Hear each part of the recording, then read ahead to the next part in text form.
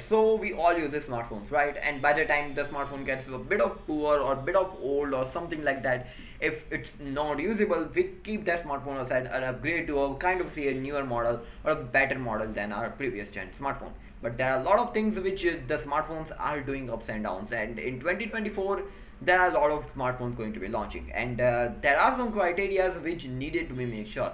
You might be thinking that a budget, mid-range, and the flagship smartphones will be coming apart from different versions and into a different ways. See, each and every one has its own optimized label, and a lot of things are there which needed to be made sure before buying a smartphone. This is Captain Diaz.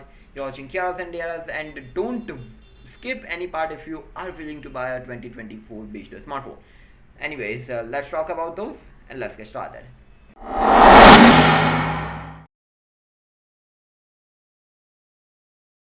Start off some of the basics. See, in some of the smartphones, there are four major components which needed to be made sure before buying that smartphone: display, camera, battery, and the processor. Apart from that, there are a lot of different criteria which needed to be fulfilled so that the each and every other things will be really good. When it comes to the display, the brightness and the display type is important. When it comes to the processor's optimization for their operating system and the processor's GPU makes a lot of sense. And if the optimization is really there, then it comes to the operating system. If the operating system is really good, then it will be able to last you a long time and a fluid experience will be there for you. When it comes to the battery, most of the brands, most of the big tech brands are using the lithium ion batteries, and they are really good in the when it comes to the battery capacity and stuff like that. But if there is some ups and downs, you needed to be making sure that stuff. Apart from that, the power adapters and each and everything makes a lot of sense for the smartphone what you use.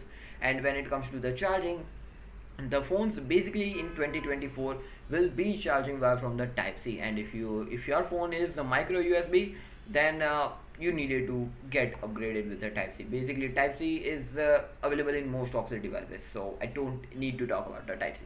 Apart from that, when it comes to the cameras, there are a lot of things which does make a lot of sense for the cameras, such as when I say dual cameras, you might be thinking of a dual actual cameras, but sometimes if I do say quad cameras, triple cameras, and stuff like that, in that manners there are some really weird cameras in which the 8 megapixel ultra wide, a macro and depth sensors does come in with it.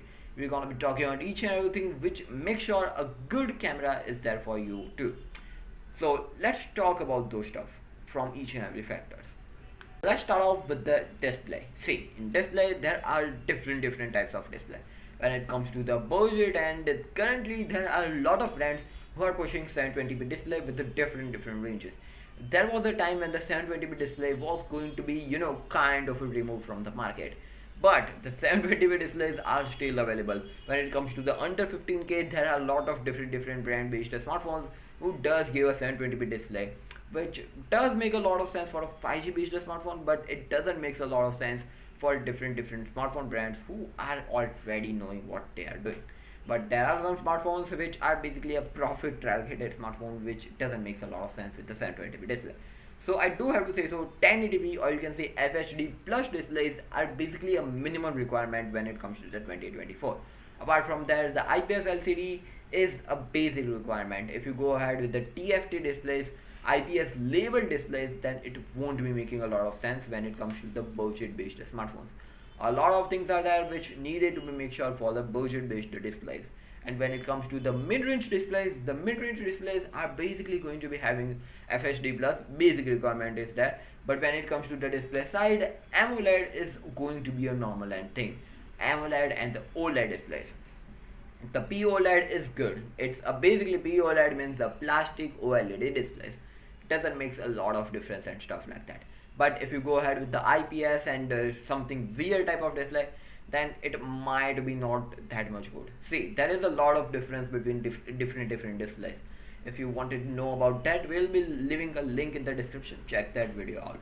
Apart from that, there is a lot of things with the budget and business smartphones makes a lot of sense, and also the mid-range business smartphones such as 120 hertz. And if you go ahead with the 120 hertz, the display type might be coming down. So make sure you don't get ups and downs with that ranges. So if you are clear with the budget and the mid-range, now let's talk about the flagships. Currently the flagships are having the more than the 1080p display. To be frank, it's good, but on usage perspective, it doesn't make a lot of sense. 144 Hz is there, which should be a minimal thing, and Super AMOLED and stuff like that, which is going to be a minimal thing. But apart from that, go ahead with the normal and display brightness for each and every devices. There are 4500 nits based smartphones which are coming 4000 nits at 3000 nits, 3600 nits, and different levels. But to be frank, go ahead with the minimum requirement of your eyes and perspective, so it might be fulfilling you out. Let's talk about the processor. See, the processor makes a lot of crucial decisions. If the processor is good, the cameras and each and everything have a wide variety and wide capability. If the processor is having some ups and downs, the capabilities and the varieties are basically very less. It's all basically optimization and stuff which plays a lot of roles.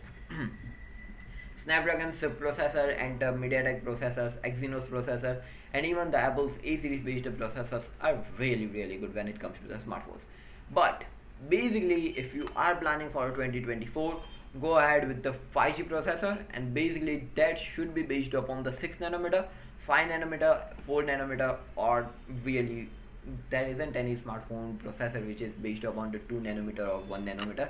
I hope in 2024 we might be able to see that out. But apart from that, make sure the processor's nanometer size is as low as possible. So if your processor do get heated up really easily, it will be cooling down really easily too. So make sure that things are really as well as satisfied when it comes to the each and every sector, when it is a budget, mid-range, or flagship. In budget, I should be saying that the 10 nanometer based smartphone processor should be good to go. But if if that is the option for a good processor, go ahead with it. Basically, processor makes a lot of good decision for your smartphone's overall capability and overall lifespan. When it comes to the processor, a lot of things are been so connected with the processor and the operating system too. See, if the operating system is well optimized, then it is really good. It is going to be lasting long. But there are a lot of things that the operating system makes a really crucial decisions. If your already existing OS, which is basically most of the Android based smartphones are running with the Android operating system. But if you're on added, or you can say added on the top of that operating system, such as if I do have to say though, the HyperOS is there, One UI is there, a lot of different UI UX are there, operating systems are there, which are been so added on the top of the Android. If it is really heavy, go ahead with the better options out there, and also make sure your phone have a good variety of RAM. Why RAM?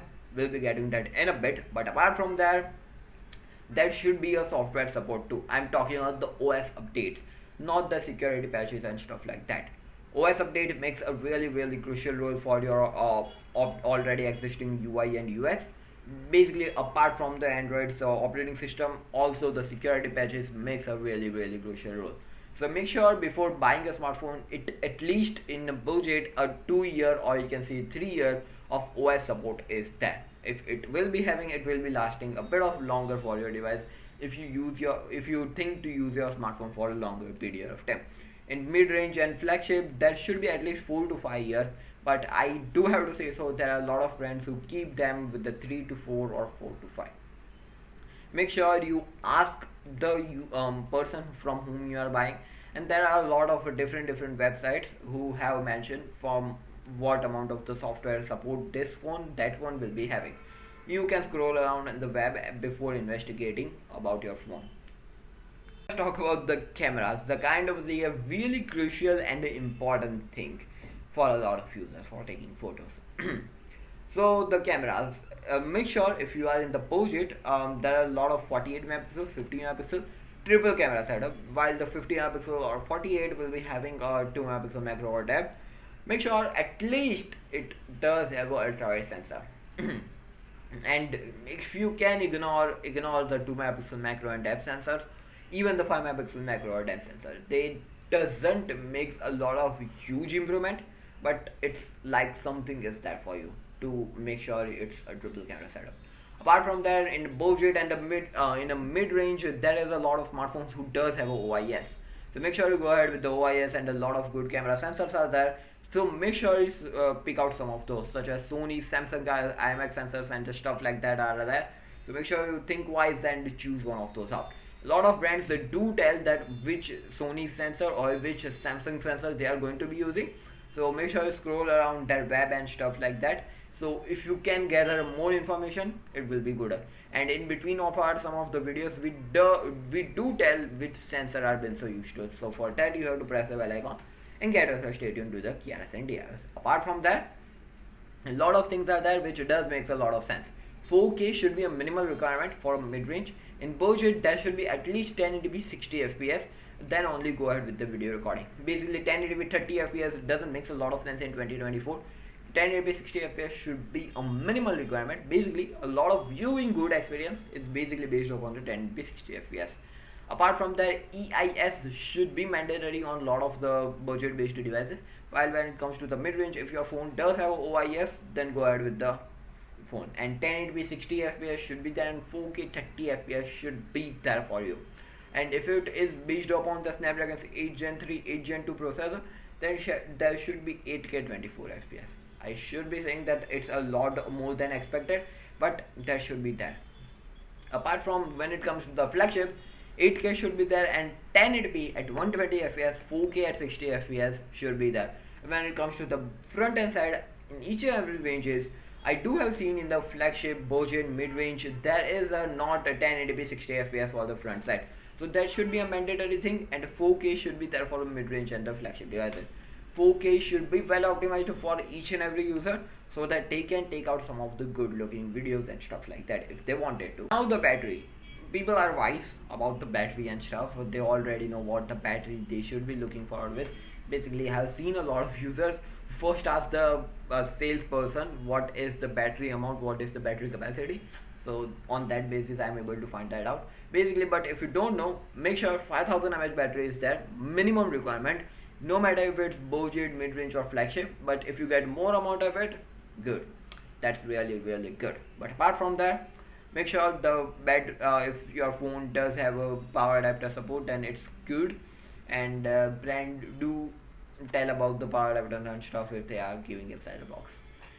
Anyways, the battery should be good, and the Type-C port should be a mandatory thing. But if you are buying a really extreme second-hand or a second-class based smartphone, then you might be not able to find that Type-C port out. But if you are able to find a full-fledged sealed box, then Type-C should be there. Apart from that, lot of things that does makes a lot of sense, such as in budget and in mid-range and the flagship, there should be a wireless charging support, and in flagship there should be a reverse wireless charging support, so that if a user does have a wireless charging with the other device, they can charge it. At least 12 volts should be there, and if it explodes a lot, then 15, 20, 25, I can say any number, but 12 volts should be a mandatory. But when it comes to the mid-range based, when it connecting with the flagship, that should be at least, wireless charging should be there with the 50 watt, not the 50 watt, 25 watt basic requirement. And wired reverse charging should be available in most of the smartphones. Samsung has kept a lot of smartphones with the reverse wired charging, so in budget, if a lot of brands push that stuff, it will be nicer. There are a lot of different RAMs and ROM, and when it comes to the RAM and ROM, there is a lot of different times when you might be getting confused up.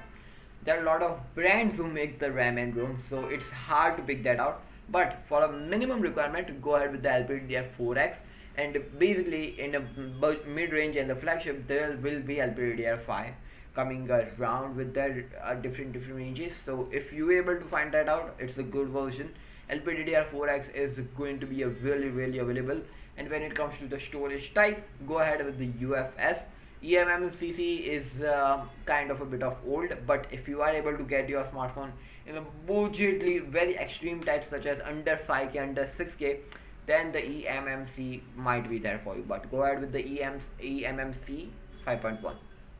That's, you can't argue on that note. Apart from that, UFS storage does makes a lot of sense in the Android based smartphones, but if you are into the iPhones uses NVMe storage, so you won't be worrying about those. It's a different thing. But UFS does make a lot of sense. UFS 3.0 is there, 4.0 is currently going around, but around the budget there is a lot of different versions.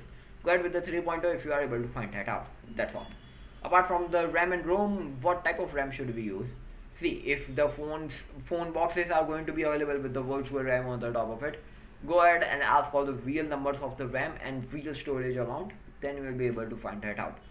And basic requirements should be at least around 8 GB of actual RAM and the 128 GB. 64 GB is the kind of a bit of old now, so go ahead with the 128 GB. And if your phone does have a support for a SD card, and if you wanted to go ahead with the 64 GB, upgrade it with the 32 GB memory card or something like that, more than 32 plus, and so it might be lasting you for 2024 easily. Apart from that, when you are buying a smartphone, make sure the 8 GB RAM is actual RAM, not a virtual RAM. I'm telling you again because there are a lot of smartphone brands who are pushing virtual RAM as if no matter what. So use wisely and don't be too much excited when you are buying a smartphone. Yeah, those were some of the things which you should be thinking about when you are buying a smartphone. Hey, you didn't talk about the IP rating and stuff like that. See, IP rating is going to be not that much useful. If your phone is going around the corners and stuff like that, it might be getting wet and stuff. So no matter if it's a flagship, budget, mid-range, if your phone is having a bit of poor quality issue and not that much good durability, then it might be losing out. And we can't talk a lot about the durability because it's different scenarios when phone does get breaked up. So you have to think wisely before going around with the smartphone. Apart from that, also 3.5mm headphone jack you might be not seen in a lot of smartphones. So if your phone in 2024, if it's latest and the greatest, does have a 3.5mm headphone jack in the mid-range and the flagship, then it's going to be really good for you. Anyway, so what do you think about that? Let us know in the comment section down below. And what are your thoughts about the 2024 based smartphone? Let us know in the comment section down below. Is it going to be a foldable ear or a normal and ear and not that much exploration for the smartphone? Let us know in the comment section. This was Captain Diaz. You're watching Chaos and Diaz. Like, share, subscribe. Gonna be appreciating our work. Stay safe, stay connected. Peace out.